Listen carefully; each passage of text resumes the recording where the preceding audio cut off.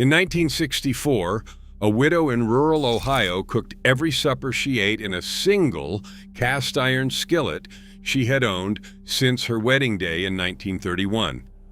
One pan, one burner, no second pot to scrub, with hands that ached at the knuckles.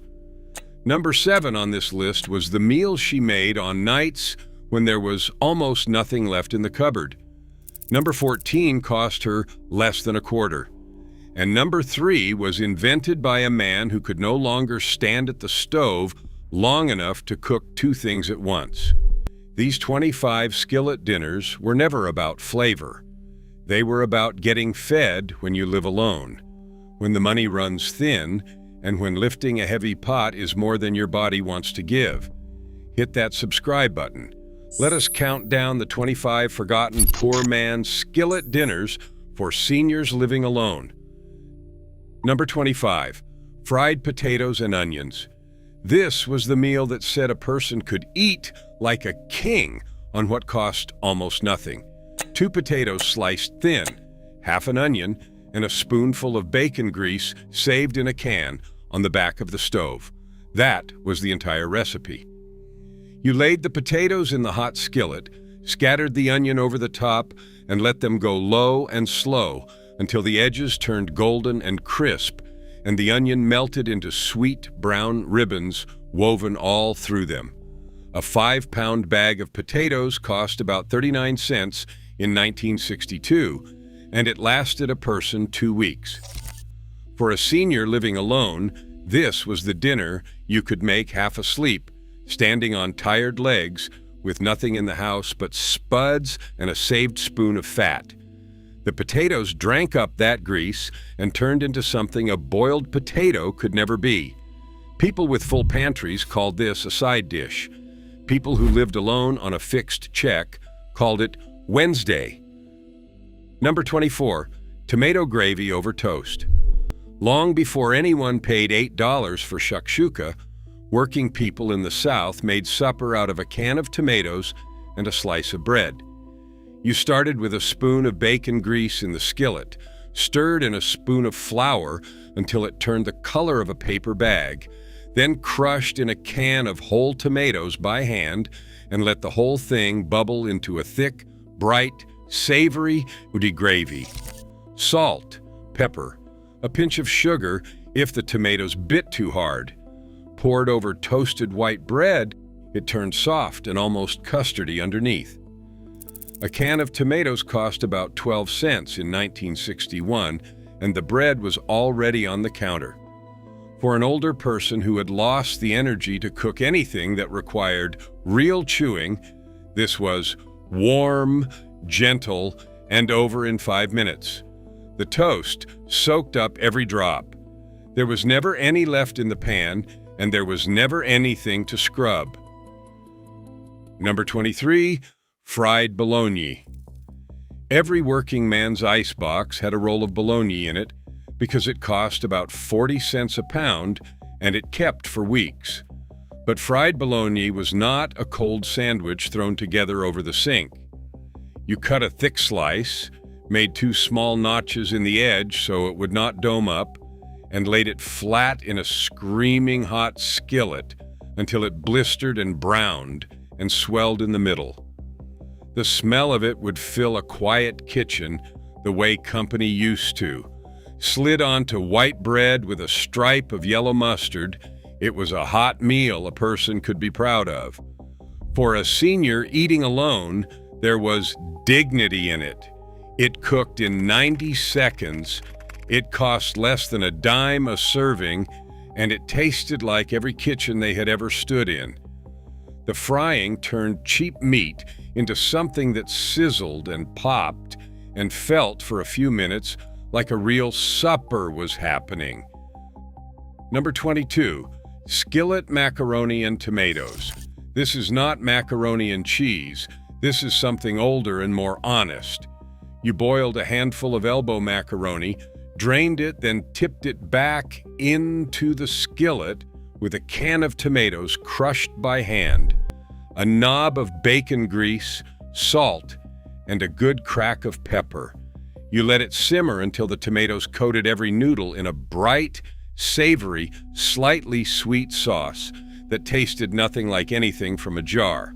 A box of macaroni was 9 cents in 1960, and a can of tomatoes was 12 cents.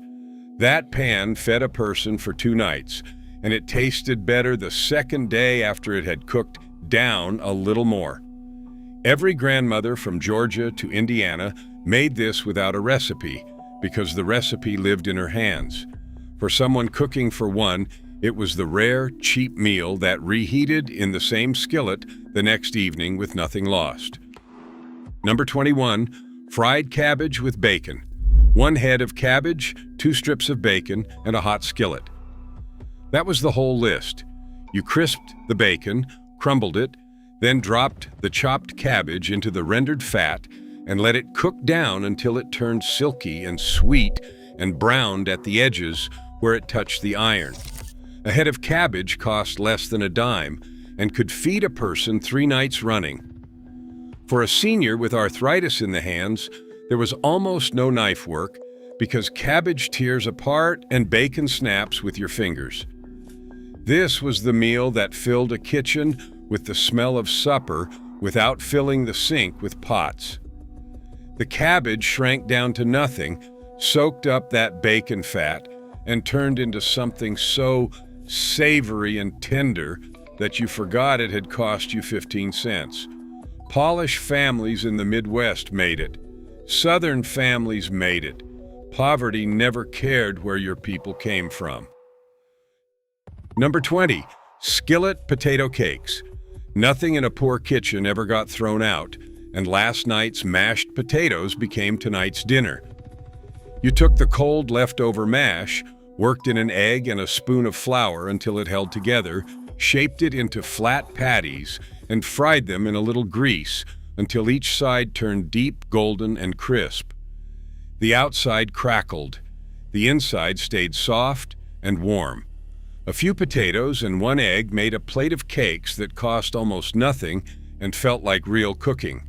For a senior, potato cakes were a small miracle of getting 2 meals out of 1 and never wasting a thing. Some folks fried an egg right alongside and called it a feast. The smell of potato hitting hot fat was the smell of a Depression-era childhood carried forward into a quiet kitchen 40 years later by hands that still remembered exactly how to do it. Number 19, salmon patties. Before tuna took over, canned salmon was the affordable fish that stretched across every working kitchen in America. A tall can of pink salmon cost about 25 cents in 1963. You drained it, picked out the big bones, and mixed it with a beaten egg, some crushed crackers, and a little diced onion, then shaped it into patties and fried them in a skillet until golden on both sides. The outside crisped into a thin, crackling shell, while the inside stayed moist and almost creamy. The soft little bones in the salmon, mashed right in, carried calcium that no one talked about but everyone needed, especially older folks worried about brittle bones they could not name yet. Served with a wedge of cornbread, 2 patties were a Friday night supper that felt like something off a diner counter. For a senior cooking for 1, a single can made 2 meals, and every veteran and every farm wife in the country knew the recipe cold. Number 18, corned beef hash. When a can of corned beef sat in the cupboard, supper was never more than 10 minutes away. You diced a cold boiled potato, chopped a bit of onion, and pressed the whole thing flat into a hot greased skillet alongside the corned beef, then left it alone, resisting the urge to stir until a dark brown crust formed on the bottom. That crust was the entire point. You flipped it in pieces, crisped the other seamed spot, and slid it onto a plate, maybe with an egg cracked into the same pan beside it. A can of corned beef cost about 35 cents and made 2 solid dinners. For a senior, this was the meal you could build from a shelf-stable pantry on a snowed-in week when no one could get to the store. It asked nothing of you but patience and 1 skillet, and it gave back something hot, crisp, salty, and deeply satisfying in return. First pattern break. Here is where this gets personal. These were not just recipes, they were survival worked out by people who had no one left in the house to lean on. A senior living alone faces something the cooking shows never mention: the loneliness of making food for one. The silence of a kitchen that used to seat 6. The strange grief of standing at a stove that used to have someone leaning in the doorway behind you. The skillet solved more than hunger, it solved the problem of energy. When you are 79 and your knees ache, and the thought of scrubbing 3 pots makes you want to skip supper entirely and just go to bed. One pan is the line between eating and not eating, between staying nourished and slowly fading, between independence and a phone call to a child 3 states away. That cast iron skillet was not about flavor. It was about being able to feed yourself one more night, by yourself, with dignity. Number 17, skillet cornbread. A cast iron skillet and a cup of cornmeal could feed a person for 2 days. You heated a spoon of grease in the pan until it nearly smoked, poured in a simple batter of cornmeal, a little flour, an egg, and buttermilk, and slid the whole skillet into the oven until the top turned gold and the edges pulled away, crackling and brown. That sizzle when the batter hit the hot grease meant the bottom would come out crisp as a cracker. Cornmeal cost half what wheat flour did, and a 50-pound sack lasted a single person most of a year.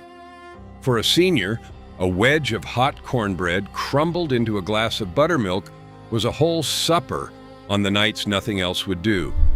It was cheap, it was soft enough for tired teeth, and it filled the kitchen with a smell that said someone still cared enough to bake.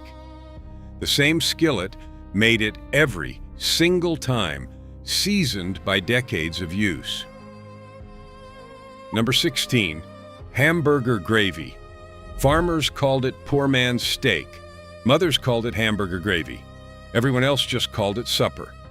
You browned a little ground beef with diced onion in the skillet, stirred in a spoon of flour to coat it, then poured in milk slowly until the whole thing bubbled up into a thick, savory white gravy shot through with brown beef.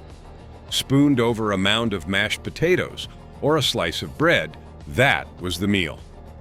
Ground beef ran about 43 cents a pound in 1965, and a little went a long way once the gravy stretched it.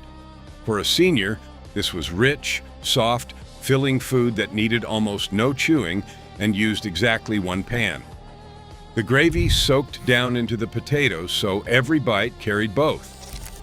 It was heavy in the best way, the kind of dinner that sat warm in your stomach and got you through a cold night alone without a single crumb wasted. Number 15, fried green tomatoes.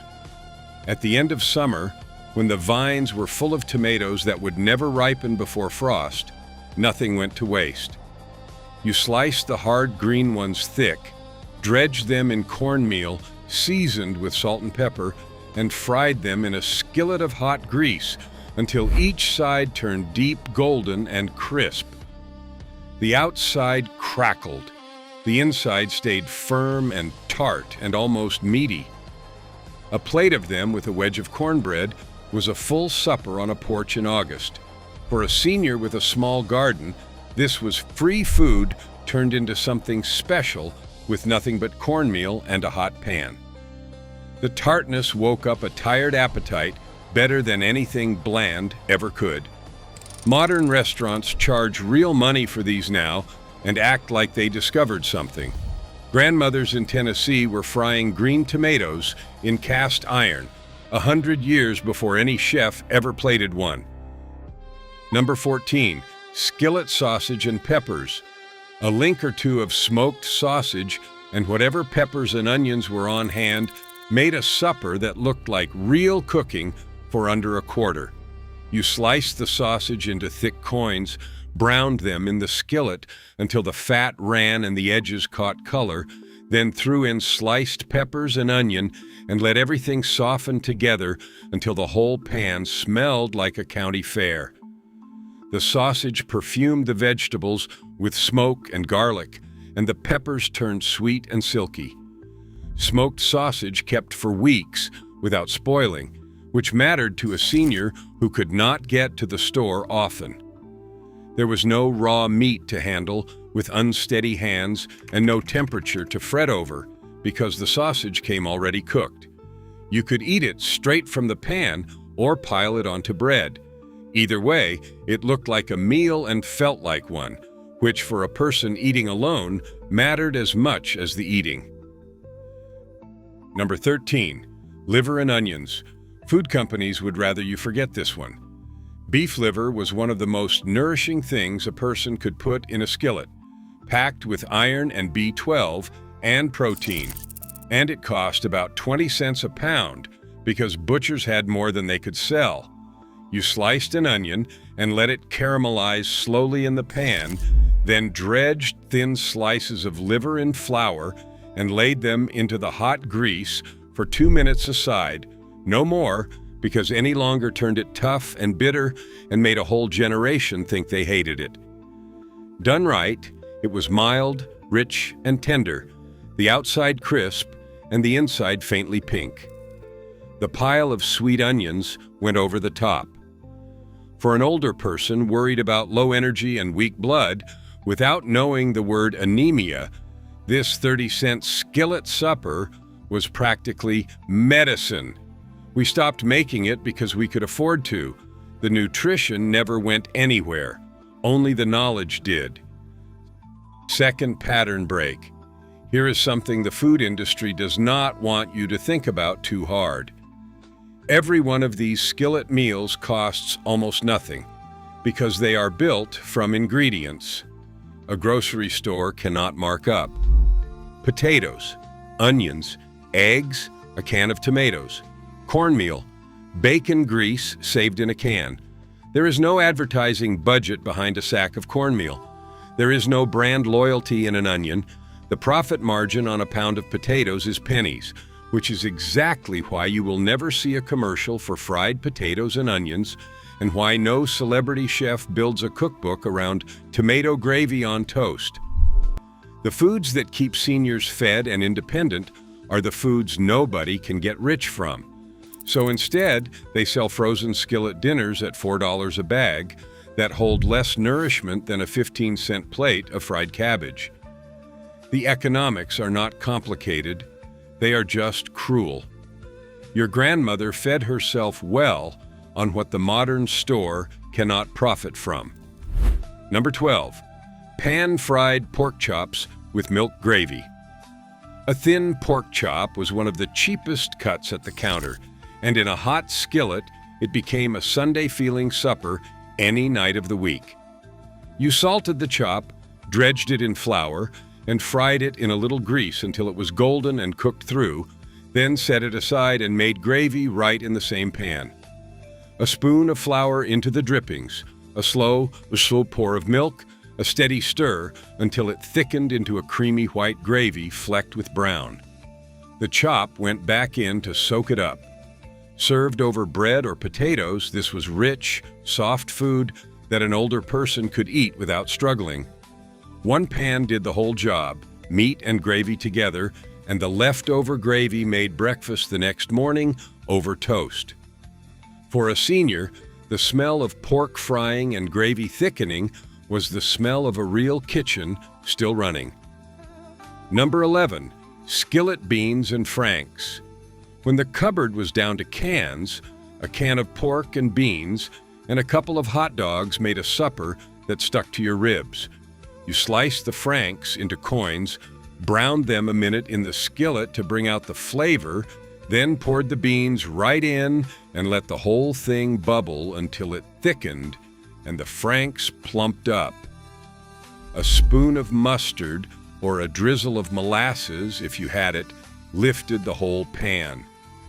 A can of beans was about 15 cents and a pack of franks was cheap and kept for weeks.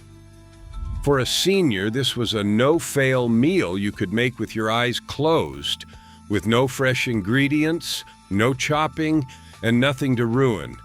Open, slice, dump, stir, wait. It was warm and sweet and salty and filling, and it cleaned up in one rinse. On a thin week before the check came, beans and franks in a skillet were a quiet kind of relief.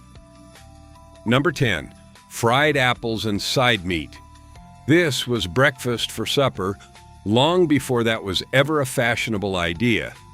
You fried a few slices of salt pork or fatback in the skillet until crisp, set the meat aside, then drop sliced apples into the rendered fat with a little sugar and a shake of cinnamon, and let them go until they turned soft, brown, and almost like a warm pie filling.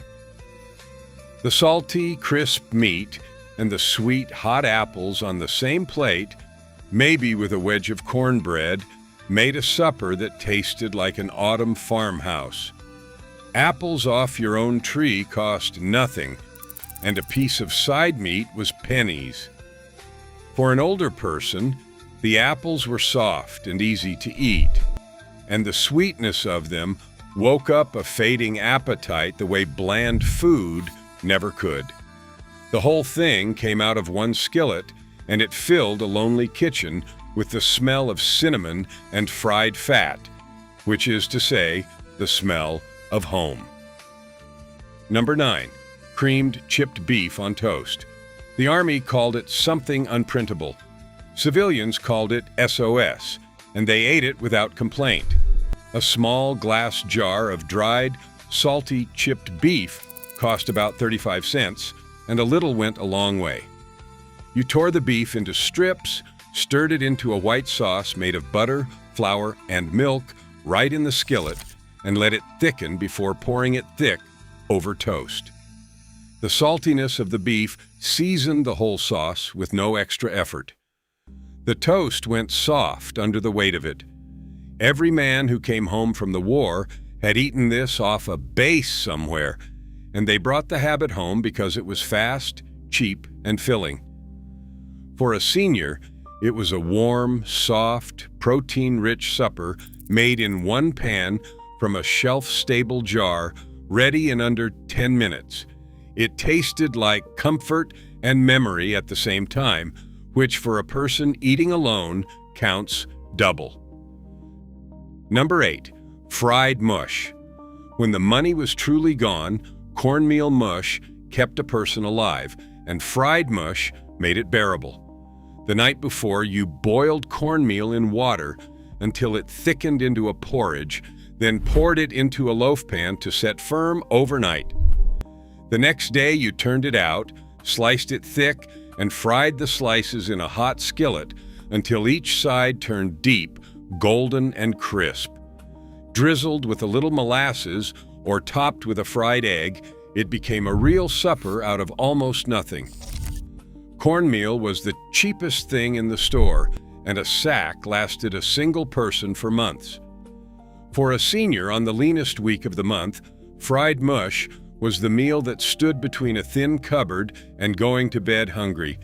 It was humble past the point of pride, but it was hot, it was filling, and it gave hours of slow energy. It met you exactly where you were. Third pattern break. Here is what nobody says out loud. Half the seniors in this country who live alone skip meals, not because they forgot, not because they are not hungry, because cooking for one feels pointless. The table is too quiet. The portion is too small.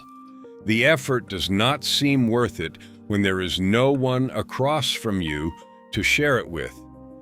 These skillet meals were the answer to that silence, not because they were exciting, but because they were possible. You could make them tired. You could make them sad. You could make them with aching hands and a sore back and a kitchen that had not been properly cleaned in a week. One pan, one burner, 10 minutes. They asked almost nothing of you. The most important ingredient in every single one of these dinners was never the beef or the potatoes or the cornmeal. It was the fact that a person standing alone in a quiet kitchen could actually make it. That was their genius, not flavor. Accessibility. Number 7, skillet ground beef and noodles. This was the meal that turned half a pound of cheap meat into 3 nights of supper. You browned the ground beef with onion in the skillet, drained the fat, then poured in a handful of egg noodles, a can of tomatoes, and enough water to cook the pasta right there in the same pan. 15 minutes later, you had a hot, hearty, one-pan dinner that tasted like a stripped-down version of every casserole anyone's mother ever made. Most households just called it goulash, though it bore no resemblance to anything Hungarian. It was American getting by food wearing a borrowed name.